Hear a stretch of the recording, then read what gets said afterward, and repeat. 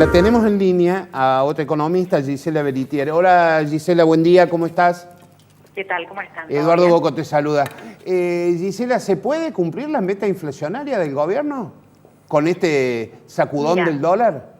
El gobierno va a mantener, por una cuestión de previsión, digamos, de previsibilidad de lo que marcan las expectativas, va a seguir manteniéndose en que va a seguir siendo del 15% la meta de inflación. Imagínate si el gobierno llegara a decir que se mueve la meta de inflación, el caos que puede llegar a pasar con respecto a las expectativas del resto de la población y grupos económicos y demás actores sociales, digamos.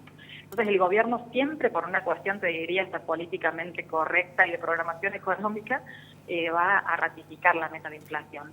No obstante, esta escalada del dólar indefectiblemente va a terminar trasladándose en un porcentaje a precio, ¿no? Ayer hablaba, por ejemplo, con empresarios del sector metalúrgico y muchos de ellos, alarmados por el valor del dólar, ya habían trasladado el precio, digamos, habían trasladado el valor a precios para no tener que sufrir cuestiones con respecto a los importadores y también con respecto a su rentabilidad.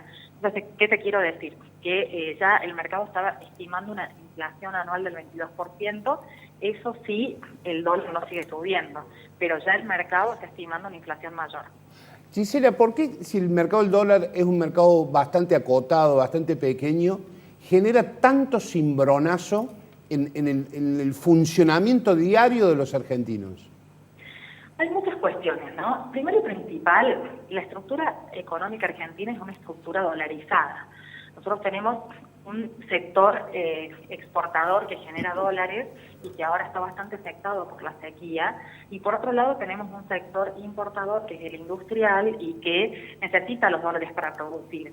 Nuestra estructura, por lo tanto, necesita esos dólares, pero además tenemos un Estado que necesita los dólares sobre todo por todo lo que es la importación de energía. A eso se suma de que desde que está esta gestión actual se han abierto las importaciones al consumo, lo cual también genera un drenaje de divisas, y la eliminación del cepo termina haciendo que cualquier persona pueda acceder al dólar. Y hay una cuestión también que tiene que ver con, más allá de una cuestión financiera y una cuestión cultural. Desde que pudieron entrar, digamos, más capitales, sobre todo capitales financieros, por la mayor tasa de las LEVAC, hubo un gran ingreso de divisas que son inversiones golondrinas, es decir, las inversiones financieras.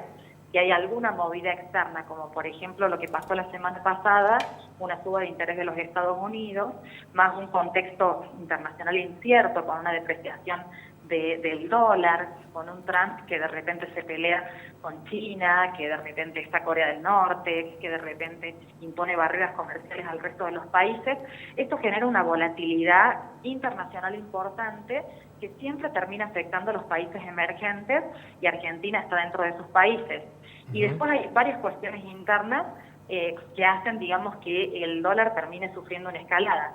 Pero vos recién te escuchaba decirte que así como que decías que el mercado del dólar es como muy chico, en realidad es central en la economía argentina. Y a eso se le marca también una cuestión de cultura y el imaginario popular, porque en realidad en este país que estuvo cruzado por hiperinflaciones, corralitos y demás, la gente cuando ve este tipo de movimientos sale corriendo, saca la plata del banco y va a comprar dólares.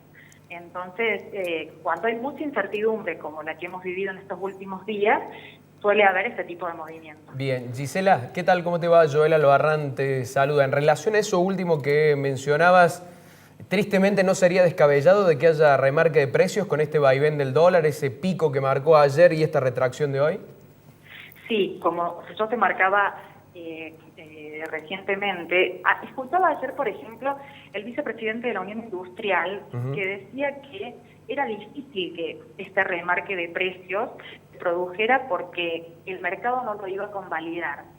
Sí es cierto, puede ser cierto que el mercado no lo termine convalidando si el dólar baja, pero sí es cierto que si el dólar sube, se termina trasladando indefectiblemente a precios, porque suponete un empresario pyme que tiene que pagar importaciones y que a su vez los proveedores le van a cobrar precios más caros y él a su vez tiene que vender, lógicamente si no vende un mayor precio puede ser que termine sufriendo su rentabilidad y en el peor de los casos que no sepa administrar bien su pyme y termine yéndole muy mal económicamente.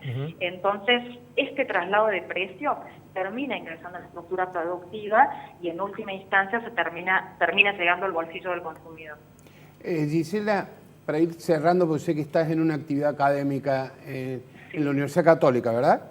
Sí, es así. Para ir cerrando, digo, lo que hizo hoy el gobierno, que es insuflar una gran cantidad de dinero, ¿puede ser una respuesta final, digamos, una solución final, o es simplemente un paliativo? Porque hoy el dólar está contenido, digamos, en la jornada de hoy. Mira, difícil saberlo porque en realidad nadie se esperó la corrida de estos últimos días, nadie.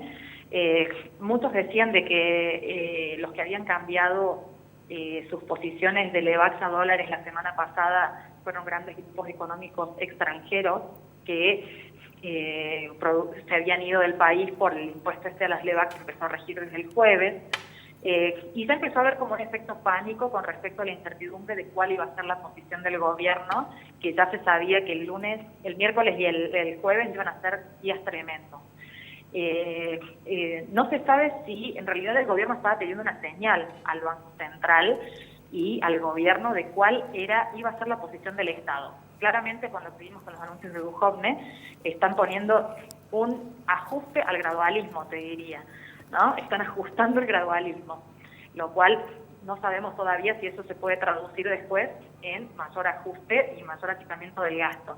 Lo que están haciendo es tratar de dar señales de que ratifican el rumbo económico, un rumbo que quedó muy hackeado a partir del 28 de diciembre, cuando cometieron el error de aumentar la meta de inflación, y vos fíjate que ahora el Duhovne dice de ninguna manera cambia, porque eso impactó directamente en las expectativas y en el resto de las cuestiones de mercado. Entonces, ahora, en realidad tampoco se sabía muy bien cuál era el rol que cumplía el Banco Central después de esto, o cuál iba a ser la acción. A partir del miércoles ya se vio un Banco Central que en definitivamente le dijo al 28 de diciembre y empezó a intervenir más activamente y con mayor independencia. Entonces, lo que en definitiva están buscando hacer es dar señales para disminuir la incertidumbre. Pero si vos me preguntás qué resultado va a tener, es difícil saberlo en función de el nivel de miedo, pánico e incertidumbre que hay actualmente. Muy bien, Gisela Bellitier, economista cordobesa, te agradecemos mucho el contacto, que tengas un gran mediodía. Gracias a ustedes.